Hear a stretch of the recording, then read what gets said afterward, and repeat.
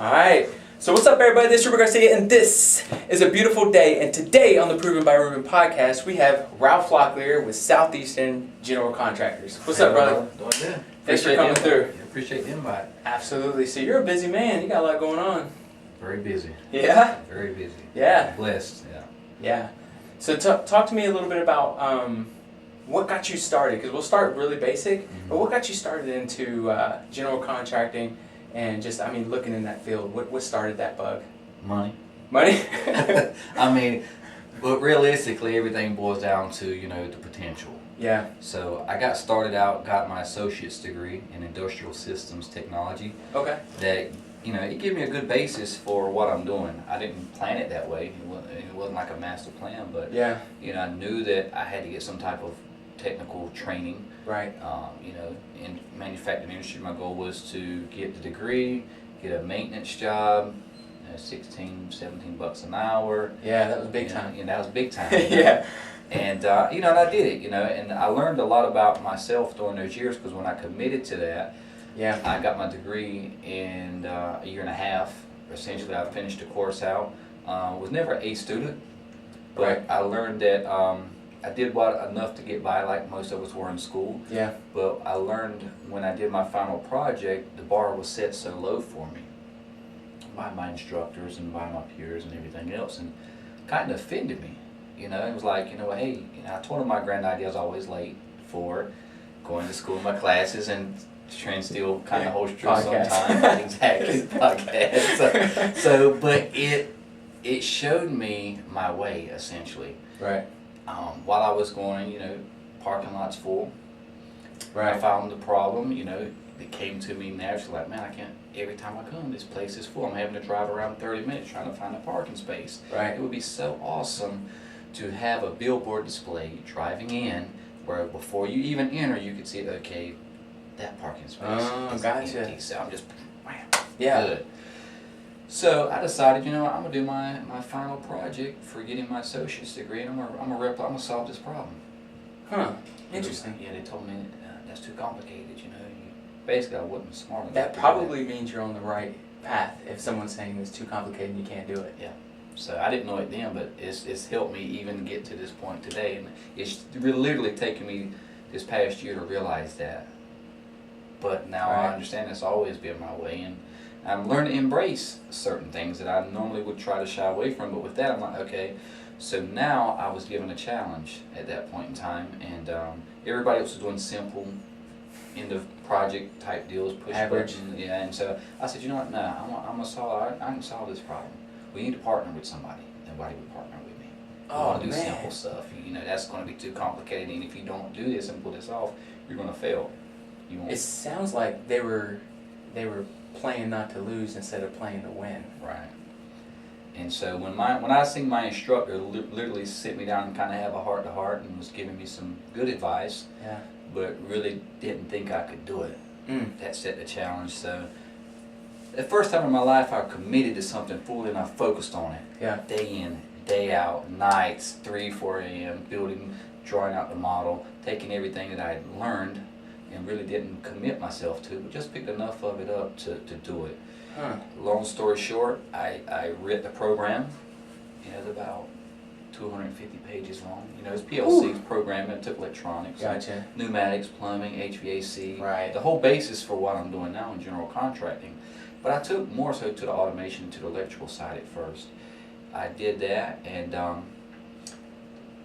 sped through the program, finished in, my goal was to finish in a year and 6 months instead of taking 2 years. And I was working full time at the time as well. Always been a hustler, and got to where I did the model that I created, wrote the program, and it functioned exactly the way I described it. And I had withheld it from my instructors until the day of the show and tell, I guess you could say. Mm-hmm. But it literally came down to the line, eitherwise it worked exactly the way I pitched it, or if it didn't, I would fail, because my grades, of course, wasn't A's, they were C's and D's. Yeah. So it literally, everything came and was riding upon that.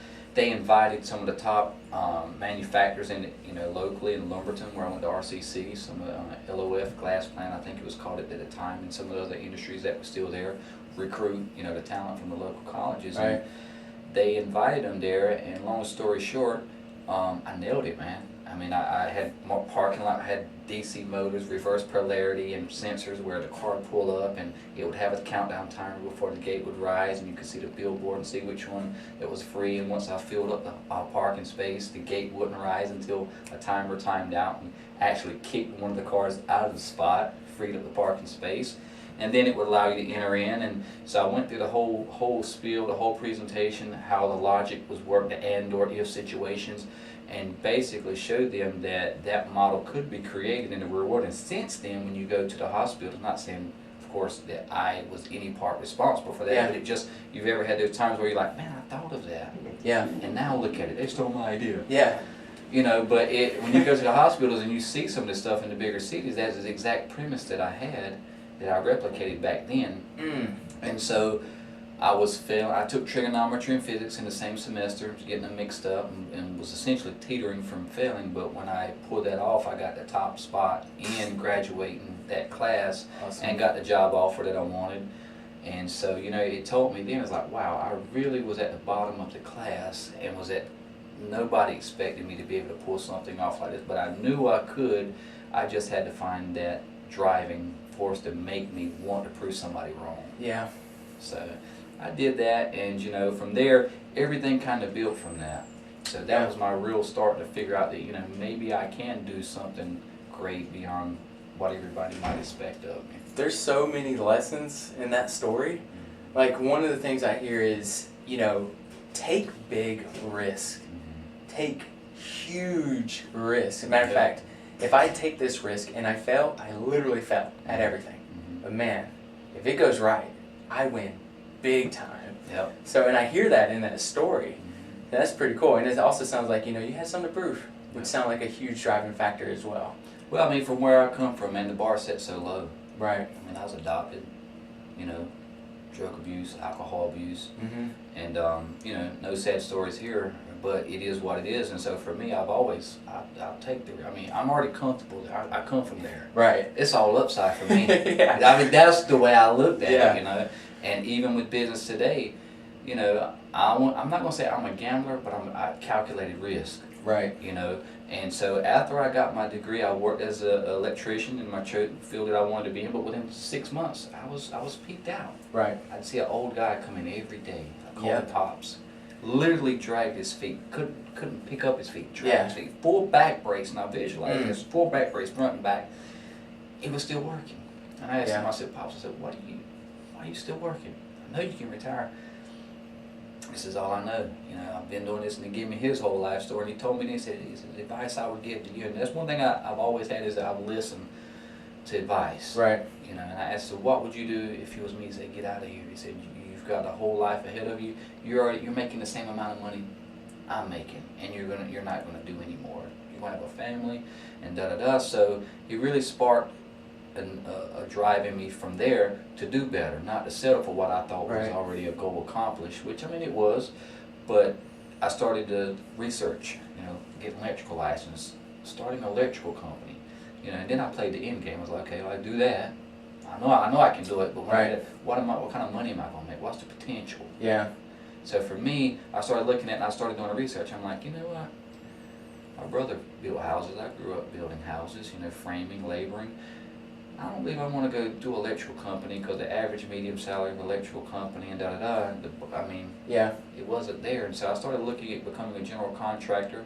Had the support around me at the time that could guide me through it. Started studying for that. And just because of the opportunity, again, the money, I was looking strictly at the end game. Okay, how much money could I possibly make? Right. And when I realized that opportunity was way up there, that's where that play comes back in. It's like, taking huge risks. I'm comfortable with the downside, but if I can do it, if I can pull it off, man, how great would that be? So I started studying, man, and the same way, committed day in, day out. Had a little pocket PC back then with a keyboard. Dang. Every moment I had, I spent studying, researching. I studied for maybe 6 months to a year. Took the exam, failed, but I was happy. I got out of it, where I took the exam. Yeah. Spent the next hour and a half just typing down every possible question I could remember, scenario. Yep. And went back and took it again, passed. It was not 90 or nothing, but it was more like a 78. Mm-hmm. I passed. Yep, that's all that counts. That box is checked. And Yep. so from then, that's when I started putting a game plan together. Up until then, it was just figuring it out, and it would seem like that game plan was there, but it wasn't until after I got licensed where I was like, okay. And somebody told me something when I said, always remember, this is your golden ticket. What is? The license. When I got that piece of paper, Yeah. this is your golden ticket. Now, you can do great things with this. He said, but there are people that's got it and don't do anything with it. Yeah. And I remember that stuck with me, and from there I was like, you know what is my path moving forward? What is my strategy? How am I going to compete with these other people? I don't even have any experience. Yeah. I ain't never How's this going to work? Yeah, how's this going to work? So I learned then to set a plan in motion and be okay just chipping away at it. Yeah. You know, so I started, studying afterwards, after I got my license, how to build, how to estimate, all these books you see around. It's one thing I always did. I would go and seek out the information. Mm-hmm. Internet wasn't as prevalent then as it is now. So I started like putting a game plan together. I knew I wanted to draw the plans. I knew I wanted to know how to design it. So if I could design it, I'm going to eventually get a house to build. And if I design the house and I build the house, I knew my learning curve would be sped up at least 3 to 4 times because I designed it. Now I'm not just sitting behind the desk. I'm going out in the field and watch every stage of what I've designed be put together in real life. And as I did that first time, man, I learned so much. And I did it for free, I went and worked at a local designer, architect, residential designer here in town, and told him straight up what my intentions and what my goals were, but they thought same trend carried on. Yeah. Okay, I hear you. Yeah. Here's a seed. I got 5 plans for you. So, but I didn't want it to be where I misled him, but, the time come about 6 months or 8 months when I knew enough about designing that I could design a residential. I went out and a real estate agent approached me then and heard I got licensed, knew me since when I was growing up, and made me a deal that I knew what it was. I basically was working for free, design the house, build it, but I knew I'd get the experience that I needed. And from there, things slowly, over the span of 10 years, started kind of moving along. I'd build a house a year, 2 years, do remodeling, renovations, and just soaking up everything I could. Right. And I was happy to do that. Yeah. I knew it wasn't going to happen overnight. Right. And the market in 08, 07, 08 hit. Perfect market. Yeah. Never forget it. Yeah. I'd made some money, Yeah. Built some houses, sold them, was going to take, a couple $100,000 and hopefully flip it and start building an empire. And, that was my mindset, and lost everything, man. Yeah. Like, went out and built 3 homes and they sat on the market for 2 years and was literally fixing to have to move my family into one of them and figure out how in the world I'm going to tell my wife that, how we going to do this. So what do you tell people who hit, they see the success, they hit rock bottom, they're feeling it, they see their family feeling it. How do they keep moving forward? For me, I don't know, everybody's situation is different. Right. The thing that helped me the most was having a wife, because if your wife's not on board with you, it's going to make it tremendously hard. Yeah, no doubt. See, the first thing I'd say is find a way to get your spouse on board with you. Now, for me, it's always been a struggle, because when you're not making money and and you're just putting all your energy and effort, you're not seeing the fruits of your labor. If some natural human reaction, your wife, your husband, whoever, they're going to be like, dude, why don't you get a job? We got to eat. Yeah. So everybody's going to go through that, and I'd gotten to a point where we had those arguments, those debates, and while hustling and doing what I do, learning, I'd gotten in a car accident, and was laid up for a little while, couldn't work, I had to recover. My wife took care of me and all that, and life's got a funny way of making you see things at certain times at a different perspective. And I basically was ready to quit, ready to give up, because I was like, man, I just got in a car accident. Yeah. I'm over here chasing money, chasing this goal, this dream. Yep. And in those last moments, you know what? The thing that stuck with me, I didn't even think about my wife and kids, which could have been my last moments. Yeah. I'm over here in Florida, coming home, trying to chase this and get that, and to build a business. So my perspective shifted somewhat for a little bit. Right. And you know, I told my wife at that point, one time when I was just sitting, I said, you know what, I said, you were right. Maybe I do need to just go get a job, because life's too precious, you know, what does that really matter? And I guess she seen I was sincere in that, and I mean, I would have done it. Right. But it was in those times where she, you know, she looked at me and she told me, she said, don't. That's strong. Don't quit. Yeah. Don't give up. You've came too far. We'll be fine. Look, our lifestyle, I mean, we don't require much. Right. I'll love you when you've got nothing. I'll love you when you have the world. So to have that support and have that when, if she would just easily said, yeah, please do that, the whole course of everything would have changed. Yeah. So the spousal support is key with that. Yeah. And you have to get them on board with you at the very beginning, or even if not the beginning. In my situation, it was more when I was ready to quit. I got the support that I ultimately needed, because if not, I would have done something different at that time. Yeah.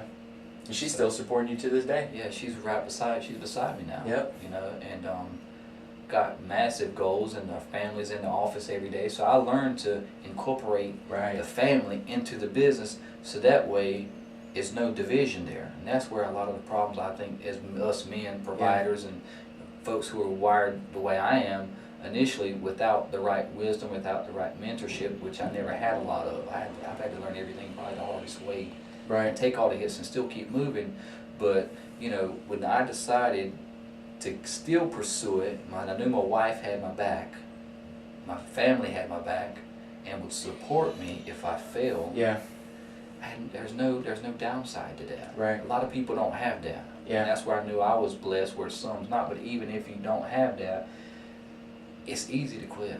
Mm-hmm. You know, you got to always knocking at your door every day. Every day. Why are you doing this? Yep. Why quit? So for me, it's like I learned to love the process, man. Mm-hmm. More than the end result, because that's going to come, that's going to go, and it's only a short period of time where you reap those rewards. But if you learn to love that process and learn to love where you're at in the process, and know, just like building. Now I related to building a house, building a commercial structure.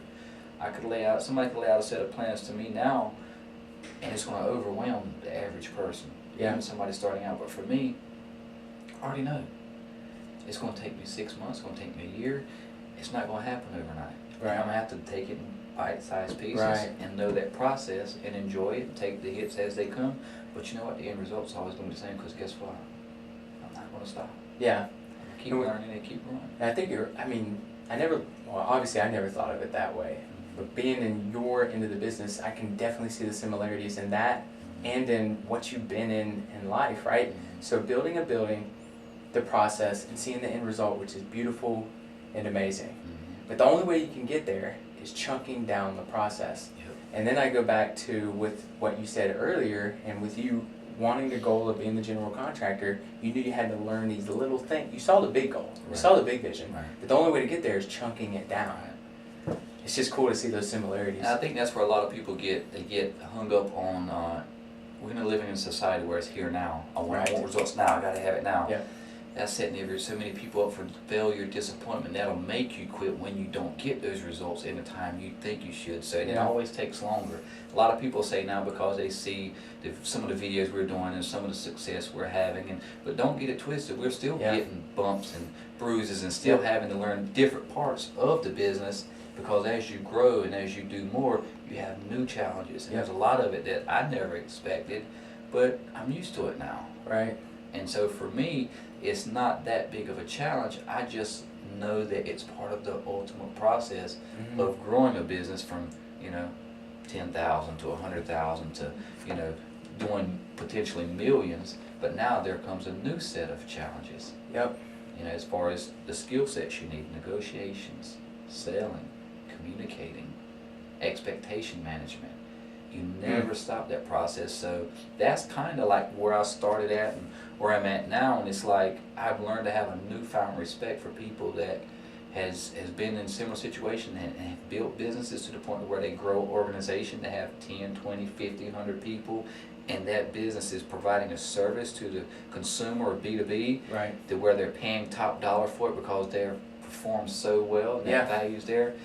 It's a tremendous task to accomplish, and we're learning that firsthand. What do you think keeps people around in an organization like that?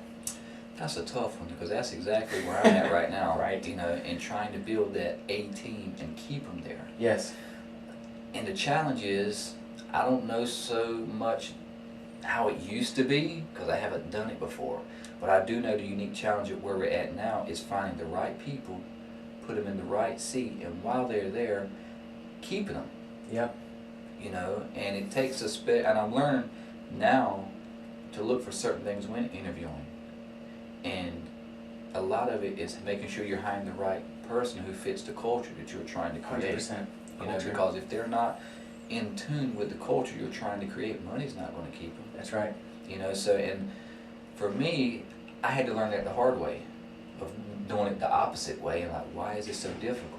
You know what I mean? Where I've got a certain vision, I've got a certain way I do business, and I need to make sure the people that I bring onto it, but if I've got them working totally against the expectations that I created, I've done something wrong. Yeah. Now I got to start over with somebody new, but now I know what to pitch, what to say, how this is how we run our business.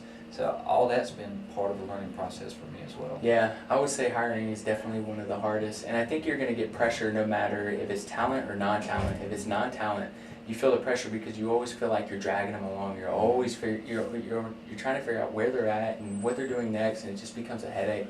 But when you got talent, there's still pressure there because they're pushing you to grow, and you better grow or they'll leave. They'll leave, yeah. And see, that's the thing where, you know, it's a balance between the people you run. How much of a employee/entrepreneurship mindset do you want them to have? What is that teeter? What does that look like? And so I'm navigating those waters myself, because for me, if it was me and the roles were reversed, I would want opportunity. 100%. Yep. You know, but with that, and I've tried that, and then there's a downside to that, because you bring in folks who had that same mindset, they got other commitments. Their time and mindset at certain points is thinking somewhere else where it needs to be focused on the task at hand, say with Southeastern, and then there can become a conflict with that. Right. So it's not linear all the time with that, and that's the most complicated thing I've found out. You know, when the people gets involved, building's easy, man. Yes. Now it's easy. It's the people.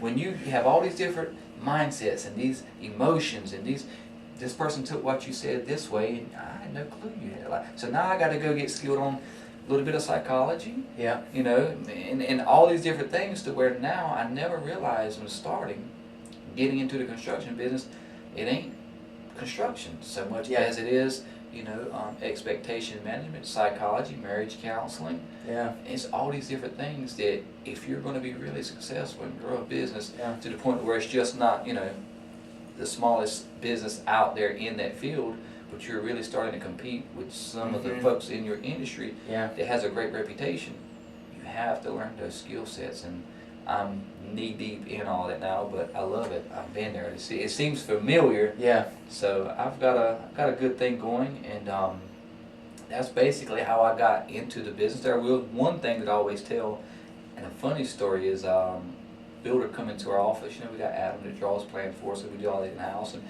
I invite any builder that wants to come out. I'm not that type of builder where I'm not going to just because I build, and some people will take that the wrong way. Some builders they'll brother, you're fine. Hey, you know, it's how you doing? That's I'm what Ralph. That's what we do here. We open our training to everyone. Everyone, man. Because like I told him, I'm like, you know what? You never know. I might need you in 5 right. years. You might need me in 5 years. There's plenty enough business out there.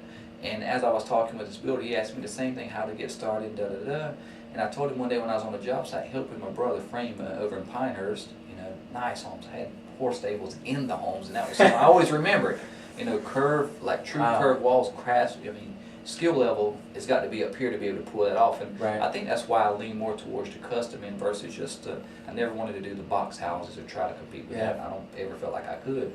But with that, I was intrigued by it, and I'd watch how my brother solved some of those problems, and it would take him 3 or 4 days to figure it out, framing houses. Right. And I remember the one he was on, it was a full half circle. Yeah. And he's like, how are we going to get this lumber to bend and not break? He committed to the house. He hadn't yet figured out how to do it. Gotta commit first. You see what I'm saying? Yep. And that stuck with me. I'm like, why in the world would you say you could do that and you've never done it? Yeah. But I found that reason why. Because if you're the type of person, at least how I'm wired and how he was wired, if I let that fear control me, I will never grow. It's forced growth. Right. And I remembered it took him a while. He started panicking. Like, am I going to be able to do this? Yeah. But Yeah, 'cause that his fueled name's on his, it, right? yeah, it's like that fueled his determination. And I literally watched how he figured that out. And back then you didn't have Google, you didn't have Right. YouTube and all that stuff that we have access to now. Right. But I went to the job site and I watched him take the lumber and put it in plastic, Right. water hose, wrapped it up, let it sit for 2 or 3 days. And I remember going back with him to that job site and starting at that one section and started screwing it, inch by inch, slowly bending While he was that bending lumber. it? Wow. Yeah. And when he got halfway, I was like, dang it, he figured it out. Yeah. That is awesome. Yeah. Yep. You know what I mean? And for me, that's always been planted in my brain. That was one thing to where, you know, it's like, okay, you didn't know that starting out, but yet you still committed. And I realized that's how he learned. Yeah. That's how I learned. Yeah. You know what I mean? Yeah. And I want to go 2 different ways with that. Like, I'm so split on stuff like that. One, I believe it's a really good place that you didn't have the video, the audio, right? None of this is recorded, right? Because that memory is so, it's built for you and you only, and what it taught you. You can't go back and look at it, it's your memory. Right. And on the other end, I love where we're at because I want to ask, did you document that? You know, is that story been told? I just move in 2 different directions when I hear stuff like that. And I mean, you know, so I take a lot of that with me, and, Right. and as I've gotten older and mature and wise and understanding why I act, think, take some of the risks that I take, and I'm okay with failure, you know what I mean? Mm-hmm. Because I learned custom building, and the client asked me one time before, and it was a question that kind of, I was stuck at the moment, but it was like, why should I hire you? You know, custom building, you've never done this kind of home before, and you know, why should I hire you? And but now as seasoned as I am and done it so many times, in custom building I respond something similar to, well, every home, every project we do is different. That's the unique thing about custom building. Nobody is the expert on your build because it's never been done before. We just happen to have done this same feat so many times where we're excellent at problem solving. Boom. Mic drop. Yeah, and and that's what we do. Right.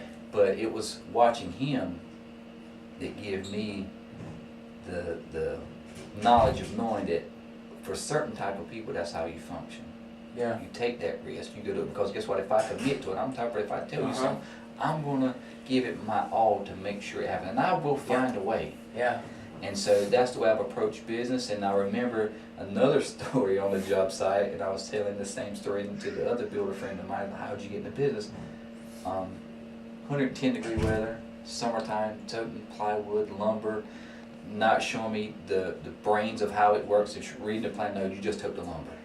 You just do the grunt work, is what I was told, you know, and cleaning up.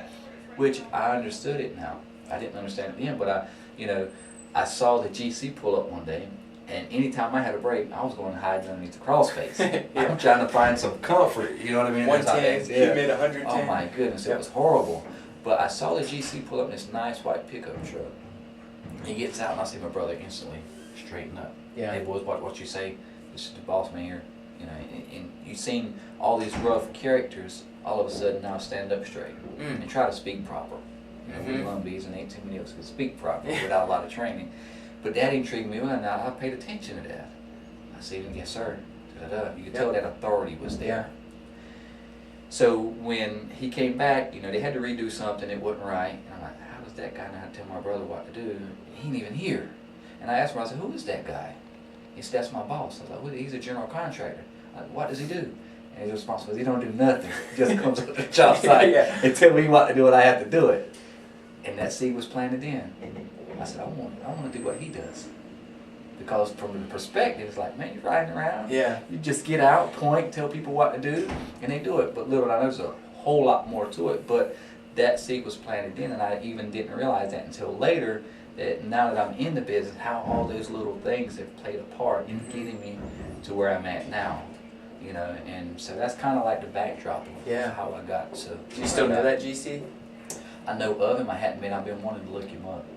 Greg. You gotta shake his hand. Yeah, yeah.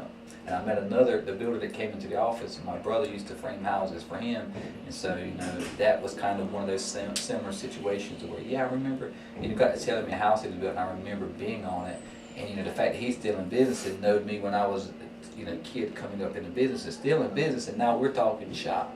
Yeah. You know, it's just, it was a surreal moment for me, and you could tell the respect, there was mutual respect there. And I'm coming from a place also, remember, I got laughed at when I wanted to start designing plans. I got ridiculed, you know, because I didn't know how to draw a porch beam when I first got started.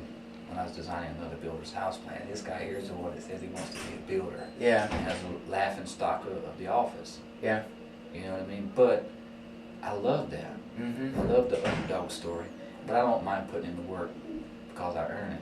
Once Right. you earn it, you take those beatings and you take those licks. That's where, you know, there's two different types of tuition. You know, Mm-hmm. I got the book side of it too, but for Yeah. me, I've learned for me in this line of business, that's my way. Yeah. And so once I learned it that way, I've bought it, I've earned it. And it just, when you get to that point, you have to respect someone because they've earned everything that they've gotten. So Yeah, and I think for ones who really started in the mud, right, and built out of that, I think that's life molding them to be a teacher. yeah. Because you've been through a lot. So when someone comes to you and they try to throw a problem at you, right, you understand what they're going through, and you can help pull them through that because of everything, only because of everything you went through. Yeah. So that's just life teaching you to be like a magnificent teacher. And I agree with the same thing, you know, anything that I do and I move forward with has my name on it. Yeah. So it better come out right. Right. And I can't allow fear in that moment to stop me from moving forward, so commit. Mm-hmm. Just commit. Mm-hmm. Commit, understand your name's going to be on it, Yeah. and then figure it out. Right. Yeah, I agree with that 100%. And I said advice I would give any people, like, you know, what advice would you give me? Understand it's going to take you a long time. Get comfortable with that. I learned to use that with building houses and building work, because that's the anxiety, you know, when you're dealing with folks and emotions. And I've learned, and all that's helped me in so many different areas, even when talking to clients before the contract's done, before we agree. I've learned to put this all out front, and a lot of people don't expect that. Right. Wait a minute, you're telling me it's going to take, and I want it to take 6 months. It's going to take longer. Yeah. You know, and learn to accept it, be comfortable with it, because as it goes past that 6 months, your expectations haven't been shot, you know. Right. And so I use all these different things. It just amazes me how much all these things apply in all these different spectrums of what we do. And so now I'm entering into new areas of uncharted territory where I come from a place where I learned everything. Right. I had to. I couldn't afford to pay nobody. Right. You know, I had to learn how to do estimates. I had to learn how to manage the job sites. I had to learn how to draw plans. I had to learn how to scheduling, how to pull permits, But it gave me an excellent foundation. Mm-hmm. So now, and I'm glad it's took me as long as it's took me to get to where I'm at, because if it would have happened sooner, I would have crumbled. Right. And if it's okay with you, we could back up just a little bit, because I know it's burning me a little bit, and I want, and maybe others who are listening have the same question. You're feeling different pressure now in your business. Oh yeah. And one of those pressures is hiring people, Yep. and you're learning this. What would you say is now there's more than one quality, what would you say stands out the most? What are you looking for when someone sits down? What does that look like? Talk to us about that. I'm still figuring that part out. Like I said, 'cause that is my exact struggle now. But for me personally, I don't know about everybody else's business, but for what I see, I look for me. And that's a struggle for me. Gotcha. I've had to learn that the hard way. I can look at almost anybody, and even if it's not there, that little tiny bit I can see. Because you got to understand, there's never any expectations for me. Right. And that's been a flaw of mine. Right. And I've had to learn the hard way. There ain't many folks that will, even if they have that little bit of potential, that'll take it and run with it. Right. So I think for me, where I'm at now in business, I love to see someone who is super appreciative. Gratitude. Because it turns into a lot more things. Gratitude, appreciativeness, and hunger. You ain't got to have a skill set. Skill set can be taught. You got somebody, a good mentor in any profession. Of course, you're supposed to have a degree and all that, but there ain't too many professions that if you did not walk alongside that pro for 2, 3, 4 years, even if they didn't pull out a book and break it down, you would learn that trade. Yeah. So for me, that's what I'm looking. I'm looking for someone who's hungry, who can say, you know what, I see the opportunity. Just by me being around Ruben every day and him having a skill set. You know, I got to live. I got to pay my bills, but I don't need all that right now. I'm more so interested. Yeah, I got to get by, but I'm just humbled that you're giving me this opportunity. Right. And I promise you that if you give me this opportunity, I'm gonna be right. I'm gonna be like a shadow to the point where it might, you know, Yeah. feel like it's pressuring at times. But you know, I just want to learn, and I know that I'm only going to get this type of opportunity once, maybe twice in my lifetime. And I think that's where a lot of people fail, is they fail to realize an opportunity, a great opportunity in Right. front of them. So when I'm looking at people now, it ain't so much of they've done the job before, Right. Yeah. then, you know, are they capable? Yeah, they're capable. They're capable of doing it, but what is their personality like? Right. How am I going to get along with this person? How do they take criticism? Right.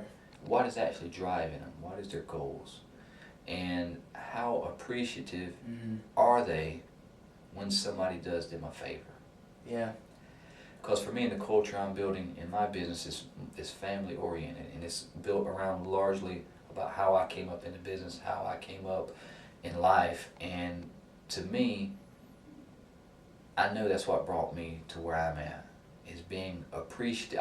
I've struggled so hard for the longest amount of time but it was good, because when I did catch a break, I was able to recognize that as a tremendous opportunity, and like, dang, I'm not going to get that ever Right. again. So thank you, Yeah, and I be promise you super I will appreciative. work my, Yeah. I'm not super smart, Right. not super talented, but that's what's helped me, is recognizing the opportunity Yeah. and then outworking almost anybody else that would try to go and do the same thing, because most people's going to quit. Mhm. I've learned that all you got to do is don't quit. Yep. That's all you got to do. Don't Yep. quit. Yep. Whatever you do, do not quit. Yep. You take them beatings, you get up and look back and say, well, I started over here. Yep. I'm over here, and I've been knocked down 50 times. Yeah. But I'm here. Yep. And that's it. I mean, and for me, keeping your lifestyle to a minimum, Yeah. happy where you're at, knowing you're going to do better. If I do great things and learn, everything else is going to come to pass. So I mean, I love moments like this because, you know, there's a process that we do here when it comes to hiring someone. You know, knowing their goals, why it's important to them. There's a legit 30, 60, 90 plan. Like, what have they accomplished in the first 30, first 60, 90, and all that other good stuff.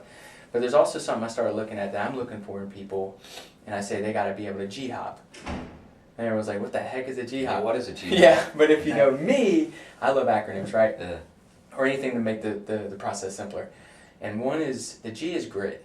Like, you have to have grit. You have to be able to move forward when times are tough. You got to always see that vision. You just cannot stop. Exactly what you just said. The H is hustle. Like, I want to, yes, your job's from 9 to 5. I want to see you in at 7. And I want to see you leaving late at night. Yeah. Because you're working towards something big. And I'm going to help you get there, but you got to put in the work, right? So there's the hustle. The O is ownership. I need them to take ownership on everything they do. I don't need them to blame someone. Right. They just need to look, even if it was someone else's fault, you got to look within yourself and say, okay, what could I do differently to make sure that never happens again? Right. Ownership. And the P is prior. Like, what have they done previously? Successes. Not even in the same gig, right? Then you have to be real estate. Did you kill it in band? Like, Right. you were the best, Right. and you built this like small posse of people within your band class. Like, just show me leadership. You know, what have you done prior? But the reason why I go back to why I say I love this is because I never added gratitude. And that's so, so important. They have to be appreciative for the little things, for the big things, for the opportunity. And it'd probably be the GG hop. Yeah, and for me, that's my pet peeve, my biggest pet peeve. Yeah. I can deal with almost anything, but you want to really, I guess, word I use, irk me, Yeah. or get under my skin is, man, I've been over backwards for people. That's Yes. what served me the best in this industry, because people are trusting me with their biggest life set, and I understand that. I accept that. I know what God has gifted me with and how I can use that to not only build people great structures, but be a blessing to them in one of the most important times of their life, and to minister to them by how I do business, not by preaching, not by saying nothing visual, spoken, Right. but how I do that, and gratitude. Now, Yeah. there people can make an argument either way, and it's right. It shouldn't be expected. I would agree with that, but it feels good to Right. have a home. Ruben, I appreciate you, man. You don't know what this means for you to take the time to even bring me here and talk, man. And if there's anything I can do, I'd be more than glad to help you. Reciprocity. Right. there's always expectations, and I don't say I do things expecting that, Right. but for me, I cannot understand how an individual, it's almost like you helping someone, you read going out of your way helping people in all these different kind of ways, and then you turn around and spit in your face with no respect, no appreciativeness, and they never know the struggles you went through to do what you had to do for them. Right. And then it ain't for them to know. Right. No, I agree. But it's just those type of individuals, and we get that sometimes. But when you see that, my goodness, how does that hurt? So yeah, for me, when I'm looking at someone, I'm definitely at the top of my list now is how grateful this person, because you can fail at a lot of things. Yeah. You ain't got to be the smartest or the sharpest tool in the shed or whatnot. But when I know I let you down, for me, here's what worked for me. There's only been a few people that put me up on a pedestal, if you would even say that, that knew I could do great things or I had the potential, and when I fell short of that, they were quick to tell me, Ralph, man, you disappointed me, man. I know you can do better than that. I know you can do this. Why you quit and why you didn't do. And for me, having only that one person, and I know that only one or two people that knows I'm capable of that, look at me with that look on their face like I let them down. Yeah. Dude, that was the worst thing ever in my life. Yeah. Well, parents got it down to a T. You know what I'm saying? Yeah. Yeah, I mean, and it's like, for me, that, at least in my case, is what's fueled me. Right. You know, there's certain people who, I guess that's the reason why I'm about with clients. Right. I don't want to let them down. Yeah. It ain't so much about the money. We got to make money. You got to pay bills and all that. But after that, what is the goal? Yep. And so for me, I've always looked for that, and that's hard to find, man. And I don't know if it's more so in today's world than it was maybe 20 or 30 years ago, but it's a real struggle. Yeah, we're finding it's a numbers game too. You know, you got to constantly, what we call deep in the bench. You know, you're constantly reaching out to people, and you're constantly looking for talent, because it's a struggle to find true talent. Yeah. But I'll say, I think you can find gratitude in everything, even when someone spits on your face and you did something for them and they didn't show gratitude. In that moment, you have to be thankful that they showed that to you. Because now you get the opportunity to X this person from your list and your life. They did you a favor. Yeah. And you have to be thankful for that. They're teaching you. Yep, that's right. And I've had to, and see, a lot of these things, I see people who are successful now. I come from a place you don't have many references, point of frames, or anything to look at. But now in business, it's teaching me so much. But I love my background because it allows me to keep a humble spirit and understand both sides of it. But as I see people as they become successful and why they tolerate certain things, and they're quick to make a decision and they don't think twice because they understand time's one of the most important things that we all have. And as you see those and you learn from it, and for me, I've learned the same thing. It's like, yeah, thank you, it hurts, but now I know. Exactly. I know what to look for next time. Yep. So yeah, it's amazing how much business teaches you. And I think, agreed. you know, that sometimes I wish there was courses in school where someone could have taught me, had a mentor and all of that, but life's the best teacher, man. Yeah, agreed.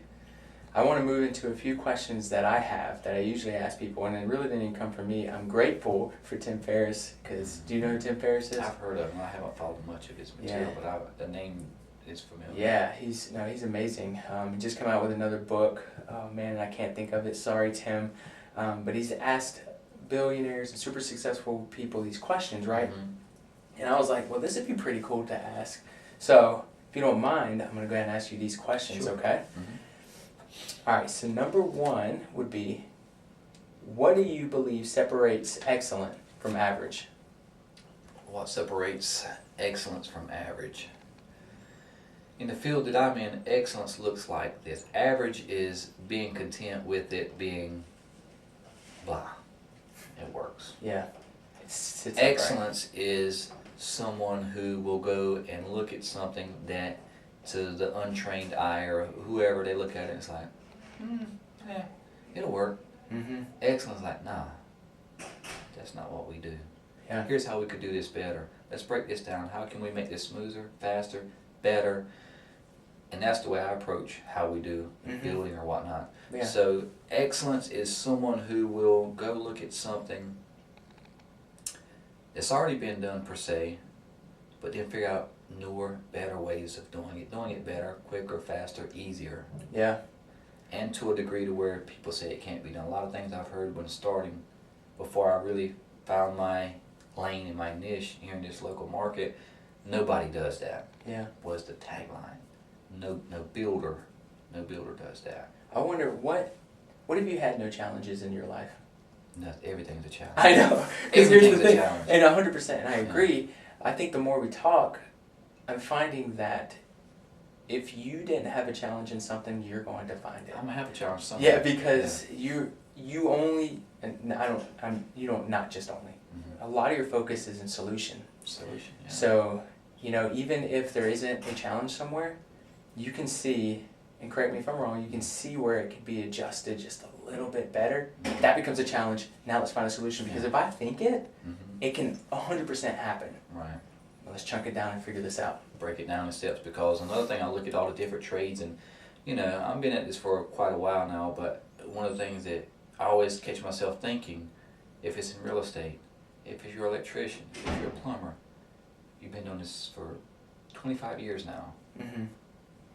Granted, you're never going to fully master something, Right. but it's like, it frustrates me sometimes when I see folks who have devoted their life to something, Yes. no matter what it is, Yeah. and their intentions are not to master it. Yeah. That's one of my biggest, I'm like, how could you devote your life to anything and your goals is not to master that particular, trade or skill set or whatnot. So for me, that's my goal. Now, what does that mean, mastering? It ain't meaning that, you ain't going to perfection, no, but what my goal is like, this is what I've chosen to dedicate my life to and my craft, and I want to do it better Yeah. than anybody else. It's got your name on it. Yeah. And I'm finding that's really rare. There's only a certain type of mindset and folks that really look at things that way. And my challenge is finding those individuals that's in the electrical field, the plumbing, the HVAC, the trim work, the drywall, Yeah. the painting. And I think we're starting to get traction with that. And that's part of fuel of helping us grow, is attracting those like-minded individuals. But yeah, man, excellence is just like having a job site clean every Friday. You know what I mean? Yeah. Having a certain set of procedures in an industry where there is no procedures, because nobody does that. Right. And I started out trying to follow what I thought worked, because that's what everybody else did. But I quickly learned that's not my way. There's no way I can survive like that. Right. I can't do that. Yeah. So I learned quickly to find out how can I be excellent at what I do, and I learned very quickly also is just to embrace the fact that I am unique, I am different, and that's why I'm doing this, and that's the reason why I'm getting where I'm at, because I'm willing to do those things that are different. Yeah, and and I think it's going to be, yes, it's still a numbers game, but as you start doing things like this and you raise the bar and standards and excellence, then you start attracting the same people who want to build that. So yeah, it'd be a numbers game, but if you don't allow it to fall to a substandard, then you'll keep attracting people who want to be part of your organization. And for anyone who's listening, obviously you just heard some people he's looking for. Comment below or reach out. But no, I agree with that 100%. All right, for this next question, here's a good one. What have you gotten better to saying no to? Oh my goodness. That you know what? Go for it. I've learned a lot with that, man. I've learned Yeah. a lot of people who knew me a couple years ago and knew me now. I had a guy stop into the office yesterday. So, I've learned it's important to build relationships. If it's not just breaking bread with folks, we're all got the same goals, family, trying to build it. And folks stopped in and he caught me catching a break. He's like, man, you lit. I was like, man, listen. I has to catch a break because it just can get so overwhelming sometimes. And we were just chopping it up, talking about business. He does pressure washing, very entrepreneurial guy as well, really great guy. And as we were talking, he's like, man, in the past, we had talked in maybe 8-9 months. I can tell there's different businesses. I was like, yeah, and that's what it came from, saying no to something. Right. Quick, The more I've learned, you have to do that, because guess what? If not, you will put yourself into some tremendous unnecessary binds by committing and with well intentions. Yeah. And so you have to get good at knowing if every time I say yes to something, I'm saying no to that over there. But guess what? I've already committed to this client. Yeah. I can't go over here and say yes to all this, and this, and that. But now it becomes, okay, what do I say yes to? What do I say no to? Mm-hmm. So yes, I've gotten very good at saying no to a lot of things, but again, it's not what you say oftentimes, it's how you say it. And a lot of times, Right. I've always looked at I had a certain perception of business owners who were successful when I was coming up. A lot of the people that I saw that was really successful, you look from the outside, they got the nice cars and the houses and making plenty of money.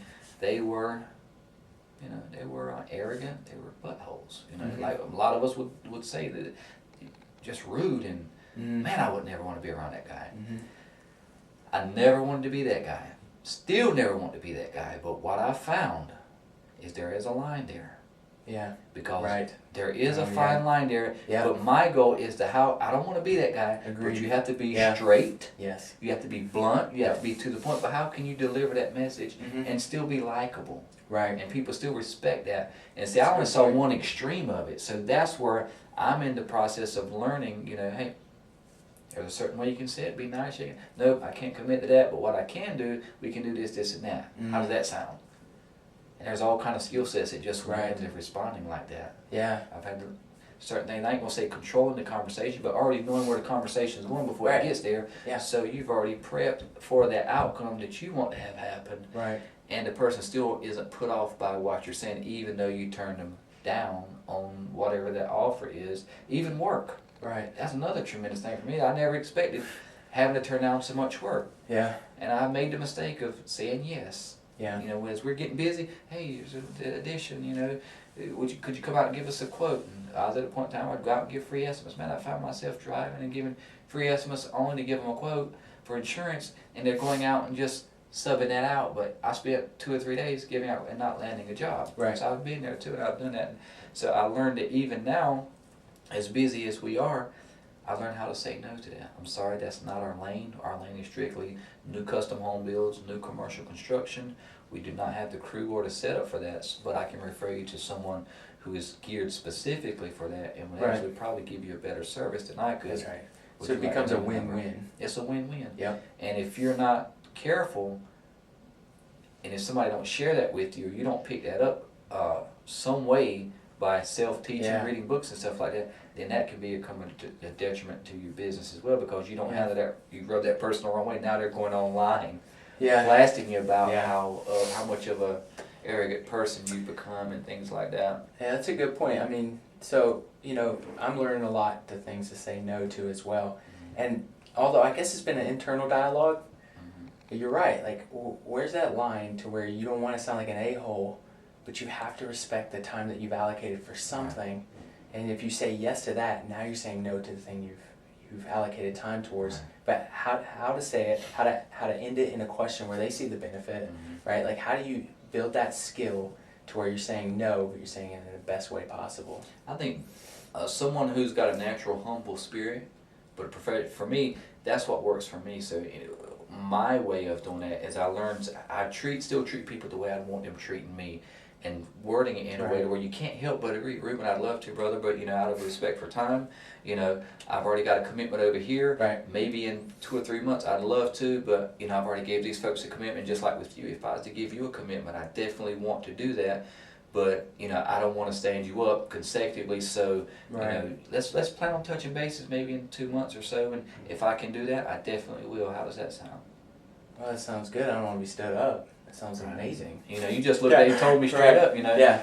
And you set the expectation, right? Set the expectation. That's a lot of it. Even with especially what we're doing is what I've learned is somebody told me this phrase, expectation management. There's a book that I've got in my phone notated down about expectation management, and as I started learning that kind of really put things in the right perspective. If you think about it, holler it, because there may be some listeners that are like, they probably Googled it. They probably already Googled it and found the book, but if you think about it, just say it. Yeah. All right, here's another question. Okay. All right, purchases of less than $100 that have most improved your life. Audiobooks. Yeah, agreed. Thinking the same thing. Yes. Audiobooks. Yes. Yeah. So I'm like, a lot of these I've already got. This one, that one, that one, and about 10 or so on there. And the way I work at, audible.com, earbuds, driving, listening, even when I'm catching myself quote unquote taking a break, listening, got my phone out, and the way I work is I'll listen to like the One Thing or Crushing It or Extreme Ownership. I'm listening to what they're saying. When something resonates with me, my mind always goes to, well, how does that look in my business? Yeah. How does that affect when I'm talking with the client? Or how can I address this before it becomes an issue? Because I know they have the same concern. And then I'll break down a summary of each one of those books and how it can improve what I maybe have a deficit in the business. Right. And then I'll just put that in a note, and then I'll print it out. And then I'll just study it. And then for me, I'll go back and I'll play it through my mind how a conversation or how that would actually get implemented in what I'm doing. That's been one of the most beneficial things.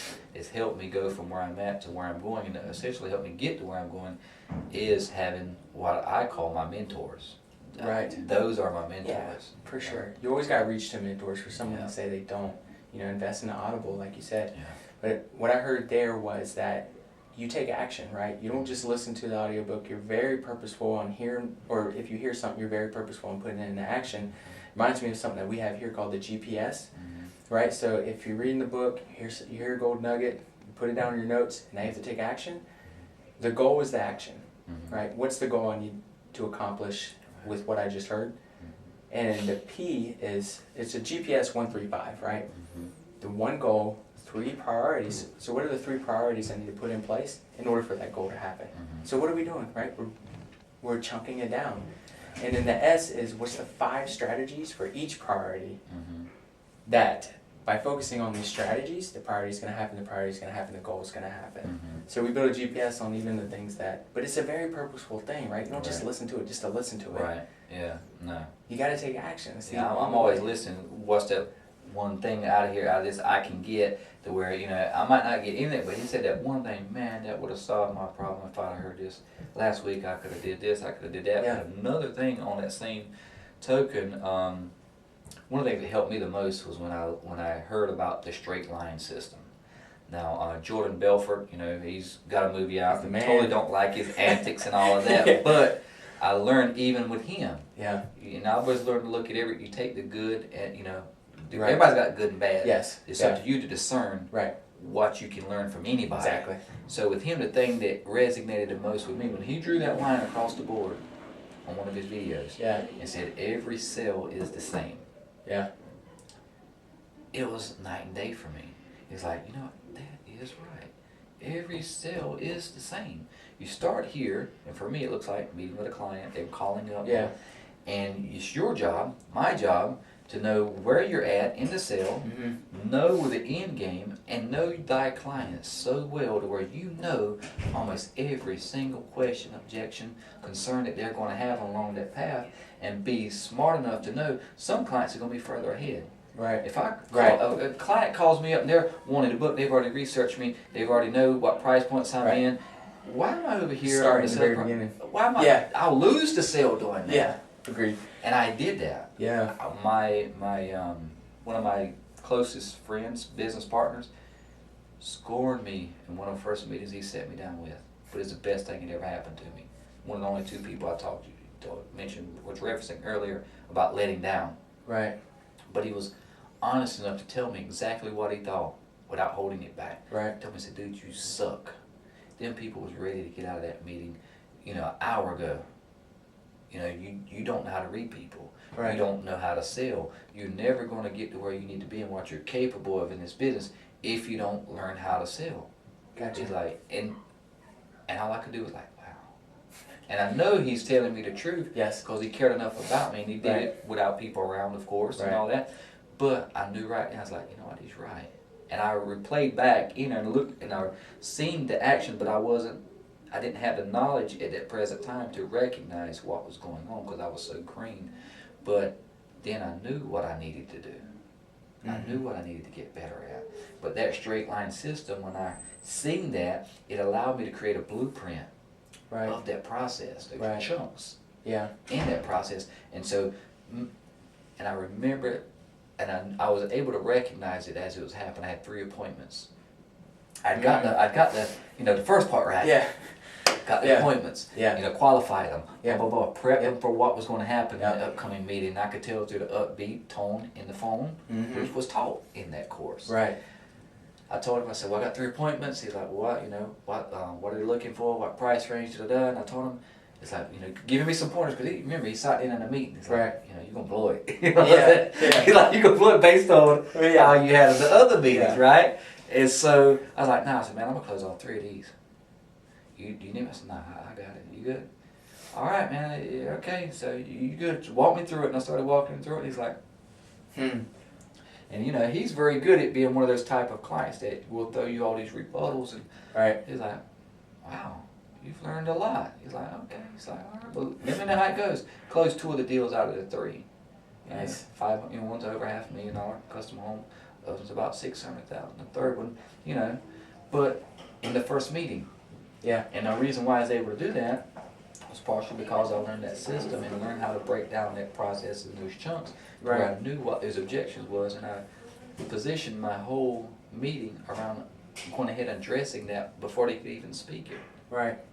And right. all that kind of, it taught me a very valuable lesson about what these books, these audible books and all that stuff can really, it literally made the difference in my business of keeping me where I was at and helping me grow. So I highly recommend that to anybody. Agreed. I was told one day back in the day that success leaves clues. Exactly. And there it is. There's the clues. You just have to take action on them. Yeah, you're right. All right. What question do you have for me? What advice would you give to me would be a question I'd have to you, because I learned, even though we might not be in the same thing, I always ask people this, because everybody can give you something. Yeah. You know what I mean? And I might, and it's reciprocal.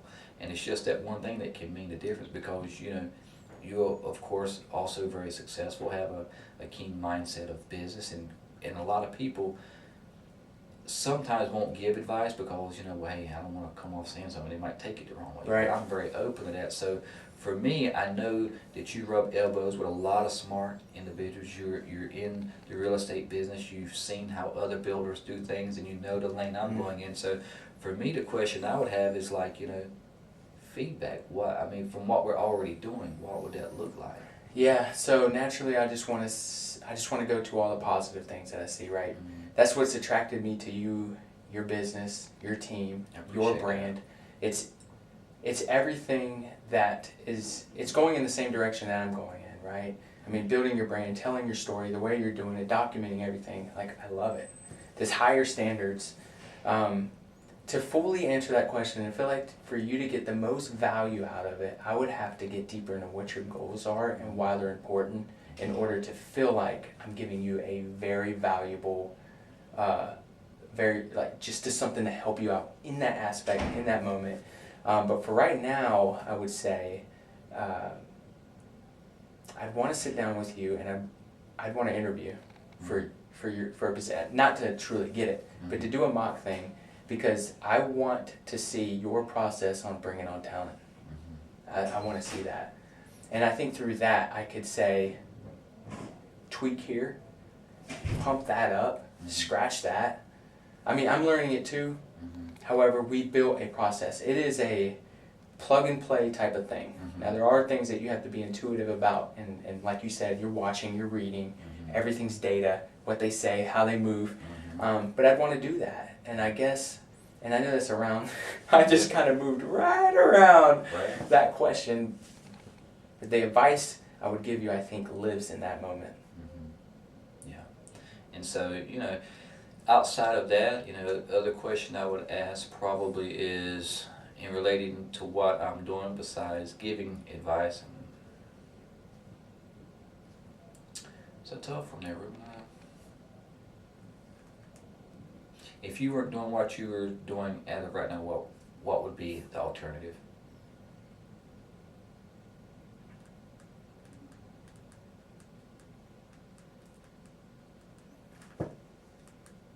It's a good question. Yeah. So my mind moved in about 4 different directions. It's funny because it always moves towards a CEO position. That I'm taking control, I'm taking the leadership of a company that's broken. I like the building process.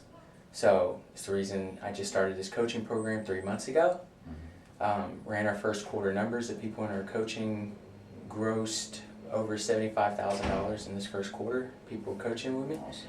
So it's ground level and building up, right? So if I wasn't doing, it's just a leadership position, but only in an organization that is broken and falling down. Because I love the process of building it back up and putting the right people in the right place in order for it to thrive, not only for the benefits or the business's benefit, but for the benefit for everyone who's involved. And another thing I've learned in a situation too, in negotiations, meeting with clients and things of that nature, if you'll listen, a lot of times it will come to you. Meaning Right. like, what is that thing? Because at the moment you just asked me that a few minutes ago, I'm stuck. I didn't know what that looks like. Now I do, hearing you talk. And that's one thing I learned, like in that tennis ball in your court, Right. until it jogs something, Yeah. where it feels like a natural conversation. But now that question would be, and should have been from the beginning, give me your expert advice on bringing on the talent, because clearly that's where I'm at. Right. I've got my own ways of thinking about it, but what would be those key things that you think Yeah. I should be looking at when interviewing those folks? Besides, I'm got as far as I know the positions I need to hire for. And you've seen where we're hiring for superintendents and all these different things as we grow. I got these own things that I'm looking for, which I've mentioned to you. What have I missed that if you were me in my shoes, Yeah, that I would so be looking for? I don't know what you've done. However, I know that A talent sees A talent. You're A talent, so naturally you're going to see A talent. But I would ask you, who else is in your organization that you consider A talent, and are they looking for talent for you? Because if not, they need to be. And literally they need a goal on how much talent that they can bring into the business. Leverage the talented people you already have, because sometimes they haven't had that conversation with talent that they know. And we just need to get that started, because it's a numbers game, and you have to build your bench, but you can't be the only one doing it. You have to think of who. So I would ask you, who do you consider, don't answer this, right? Not on the podcast, but who do you consider A talent within your organization that you have not had a conversation with about them recruiting or them looking for A talent? Because we don't need B people looking for A talent. Right. Have you had that conversation? No. So I would say start there, Yeah. because it does a few things for you. One, you get a heck of a larger reach. You start empowering the people underneath you to become leaders, to find more leaders. And then you're having these, and it becomes leverage for you. You get more time back into your business where you can work on it. So I think it does a lot for you. Yeah. Another strategy that into that, moving a little bit forward, I think, and I was talking with the guys, doing the video in-house and stuff, everything I think is moving in the direction to where we have to be so awesome at creating visual stories that tells a certain story. So part of the strategy was to get better at crafting that, it's developing that skill set, and not just recording videos about building and all that, but Right. if it was about recruiting the right talent and Right. what would that promo video look like that would do that job for us while selling our story, our brand, Yeah. and show what that ideal person would look like and why they should come on board here and look for a home at Southeastern. That was my other angle, but that's kind of future paced. Yeah. Year, 2 years. Yeah. That's really the goal I'm moving into, is to get really head and shoulders above. Yeah. Not say the construction field, that would be kind of easy because nobody's really doing it, but become known for that. Wow, they not only do they build a great structure, but they're awesome at telling their story. And we're okay with it now, but my goal is to become super at it. And so we've made some provisions to do just that here this past week, with getting mentorship from folks that have already done it. Right. That can help us with that. So I'm looking at seeing how I can leverage that to solve those kind of problems as well. I don't know if it will, but I think it's a pretty decent strategy to try. Yeah. No, I think storytelling is a win all the time. I mean, for not only recruiting, but for clients and all that other good jazz. Naturally, us being human beings, we need stories. Podcasts. I want people to hear your story, right? I need them to take action, not just listen to it. Right. But this whole thing's all about storytelling. So I agree with you. The one thing I would say is what would attract you. You know, make sure that you build a story, the visual story, that if younger you were looking at it, you wouldn't just see the money like you said, but you would see the opportunity and growth. And you know, I think that for me the end game is, you know, after it's all said and done, I've reached whatever that goal is, money, building a successful business, 2 or 3 of them, whatever it is, you know, of course giving back to those younger Ralphs that, you know, foster care, who, for all intent and purposes, society, you know, deems it, you know, they're never going to be anything. Right. You know, you're just not. But being able to go out and say, you know, you can be. You know, I'm proof of it. And I guess, you know, when certain people on a personal level will start to ask me why do I push so hard? Why do I work so hard and all that? And the little tidbit piece that I gave you about not wanting to let someone down, I had someone, even when I was smaller, again, I was adopted, you know. Adopted mother passed when I was, I want to say around 10, 11 maybe. And up until that, I mean, I knew I was adopted, but it never felt that way. I felt, I'm her child, you know, treated me as such. And even upon her passing, she had cancer, and I remember standing at the foot of the bed, and her kids standing at the left and the right, and I'm down at the foot of the bed. And even in her passing, she was pleading for me, to her own kids, because the talks were to give him back to social services. Mama, you know, he's, the way we talk, Lumbee folks, you know, he's full of the devil. He's mean, he's unappreciative. What you've done for him. You know, he's slapped in the face by how he acts up and rebellious and things of that nature. And they were right 120%. I was. And I mean, that's a lot of it. I would say 90% of it, man. It boils down to that, is the fact that even then, when they were writing, it had all the justifications to do it because she couldn't take care of him. Yeah. You know what I mean? Even in that moment, she was looking after me because she saw greatness in me. None of them saw it. And was the greatest salesperson I'd ever saw. Because even on her deathbed, she looked at her son, because she knew none of the rest of them probably would have done it, kept their word. But she looked at her boy Pap, who taught me how to be a man, how to provide for your family, and how to learn a crafts and custom home building and all that, and what I was telling you about. And she looked at him and grabbed him and said, I want you to promise me that when I'm gone, you're gonna, you know, I want you to take him and finish raising him and don't give him back to the social service and foster care. She said, because y'all don't see it. Y'all don't see what I see in him. You know, and it was just me and her. You think all her kids is gone. 70-some-year-old lady with a little old boy. And I can see in my son now what she saw in me. Meaning, like, there was a fine line with me. I could have went either way. Yeah. But she saw, with the right grooming, with the right help, with the right motivation, and the right environment, she saw those sparks probably like I see in my son, as far as how loving and how kind he can be. But also, if you put him in a different environment, being smaller, if he gets bullied, he's going to naturally react a different way. And I realize all that now, and I didn't understand it back then, but I seen why she was pleading for me even back then. And she always told him, she said, don't raise him, love him, treat him as if he's your own, and don't let nobody beat and knock on him.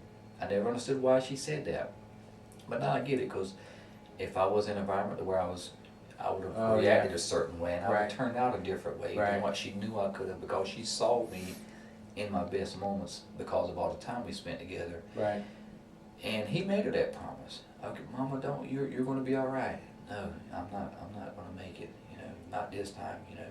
And she asked each one of us. You know, she said her goal was for all of us to get to know Christ and get our lives right. And she told me, one of the last things she told me, she said, you're going to grow up one day. You're going to have a wife. You're going to have kids, and you're not going to be like, you know, your mom and dad in your environment. You're going to be an awesome father.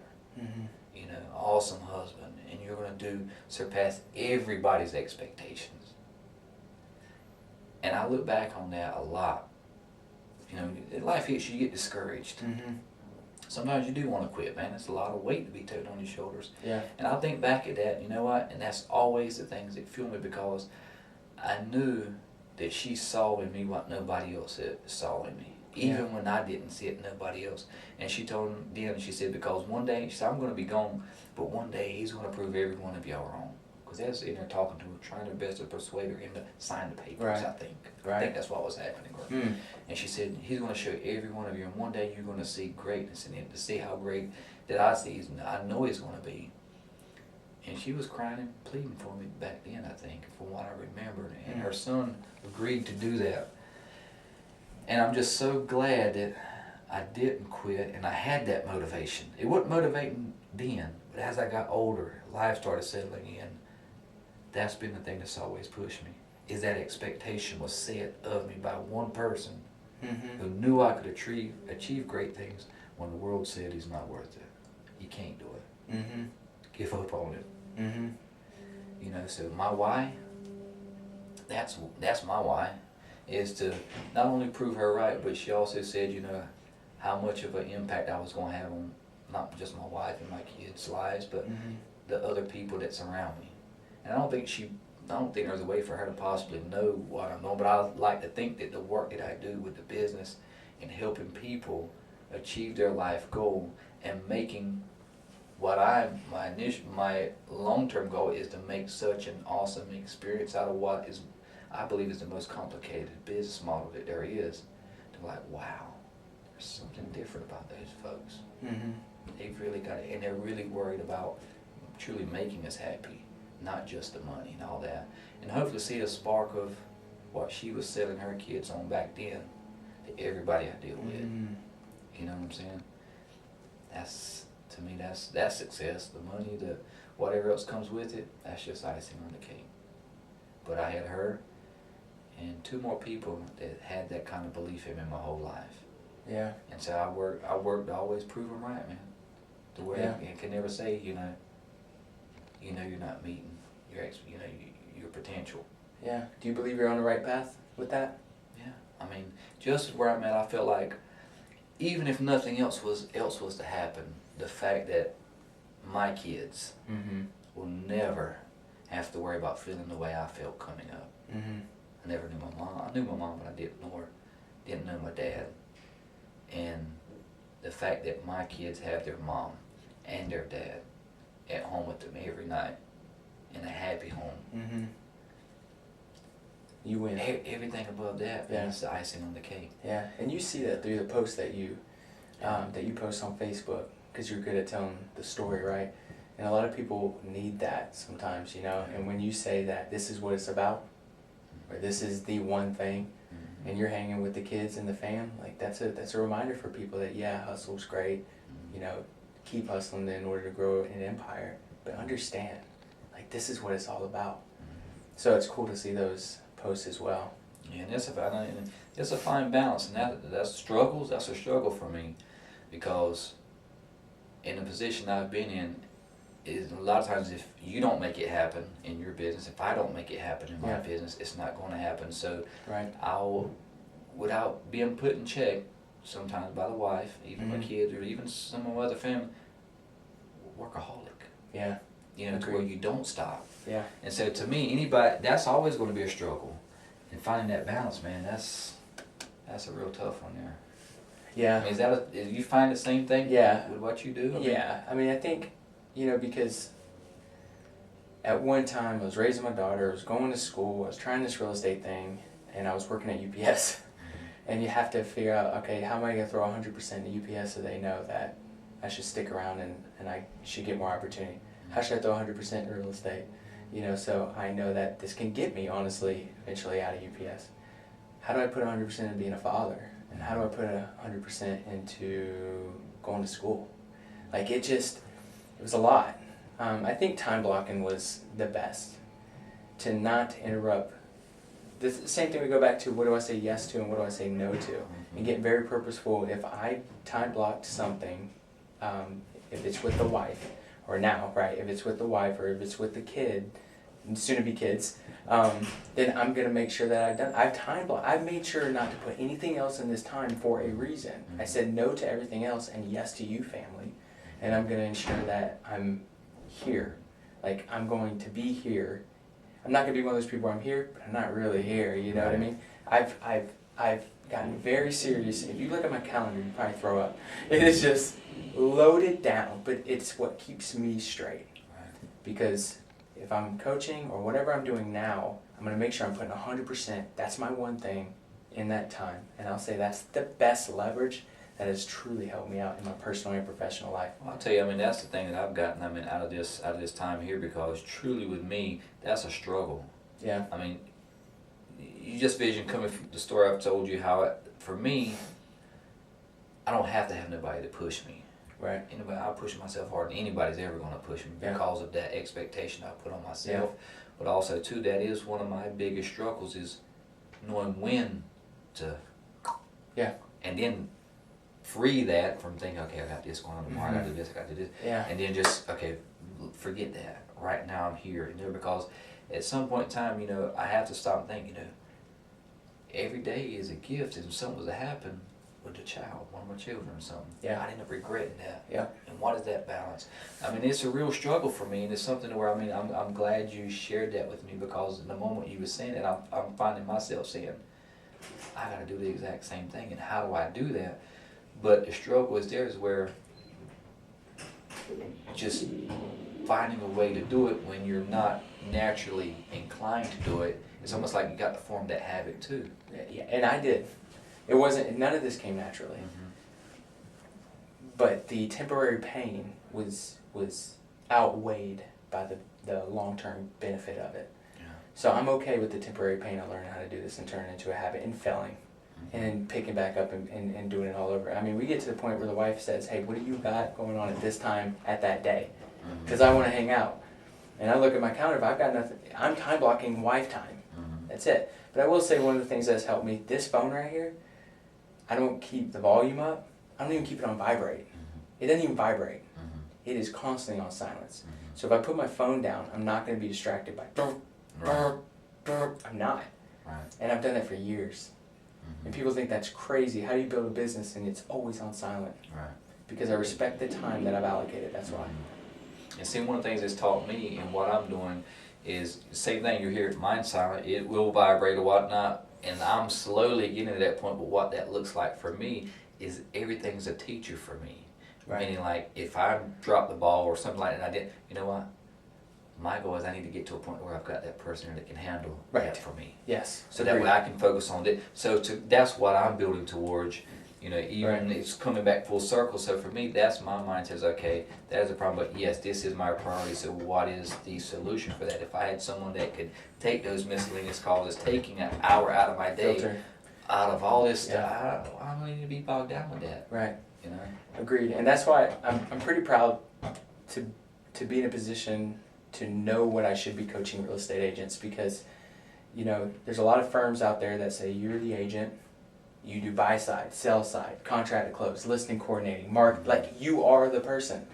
And you will die in real estate that way. Your family will suffer, your dog won't even know who you are anymore.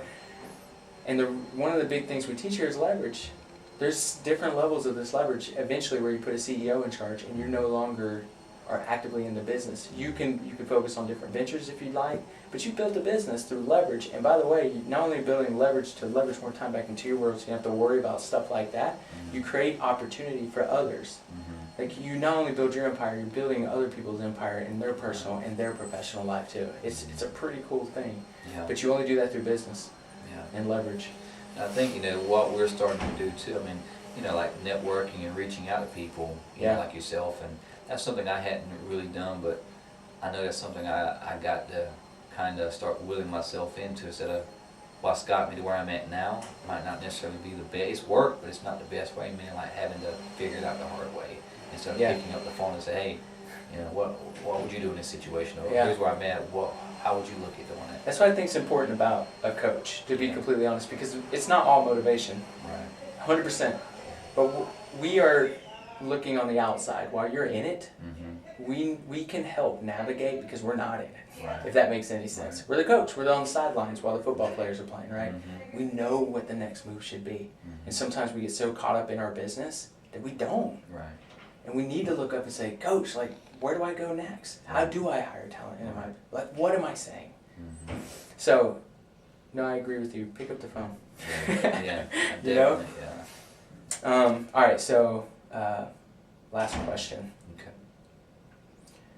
What question do you have for everyone listening so that they can comment? But what question would you ask them to where you can go back, read the comments?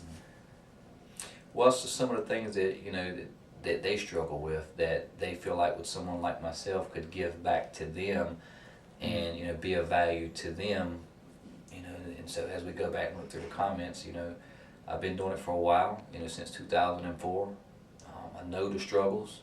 I know the pains of, you know, wondering how you're going to pay bills, you know, how you're going to do this entrepreneur thing when you're not even nobody in the market, and know all those struggles. I've been knee deep in it. So if any of the listeners or viewers has been there and has specific questions about how I navigated that, how they should navigate it, the same thing. You know, you've got a coach. I mean, I can give my perspective and be more than glad to do so, because guess what? I've always wanted that. I always used to say all the time that I wish I would have had someone who has been where I've been that would give you the right advice. Unfortunately, in the industry I'm in, that ain't the norm. Right. You know, it's competition. I'm not helping my competition. Right. Which, you know, everybody looks at things differently. But yeah, if I can be of any help, guidance with the experience I've had, you know, just feel free to leave a comment, and, you know, I'll be sure to give a reply, and at least from my own perspective, and maybe to be a help and a blessing to some of you guys, so you don't have to, you know, go through all the struggles that I've had to go through. So. Right. Yeah. Well, I appreciate that, guys. Leave a comment so we can answer these questions, and I appreciate you coming through, man. Appreciate you inviting me, brother. You got it. Thank you so much.